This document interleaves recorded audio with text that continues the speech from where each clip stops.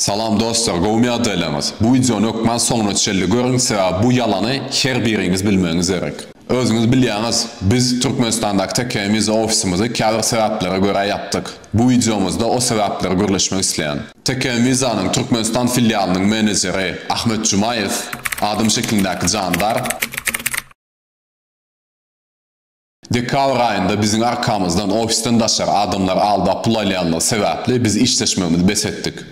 Muňa garamazdan Ahmet Jumayev tekemizanyň müşterilerine çaklygyny çykdy, dokumentlarymyz taýin boldy diýip halkymyzdan pul almasyna dowam etdi. Ben çoğuşar ola men gider diýen adam dersem, ýa-da durup, jaňat, ine agam berýändir diýip boldy menden talap etdiler de topdum.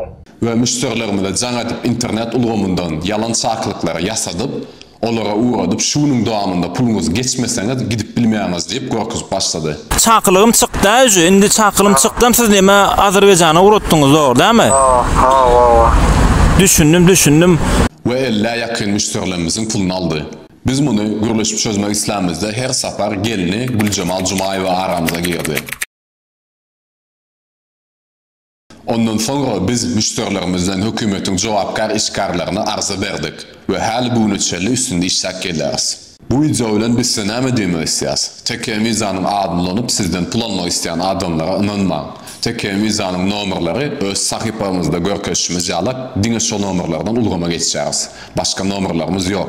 Biz ejir çeken müşterilerimizin arkasında ve bu işi soňuna çel alyp bararys. Bu videonu dostlarymyzla paýlaşyň, goý hemme bu ýalany bilsin. Ben size hücum edýändim. Ben olara aňarda olar. Ben olary işe bilem aňarda olar. Men şonu etdim. Muhammed başlarsınız.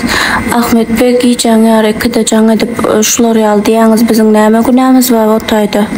Sizin bari adam ýakar.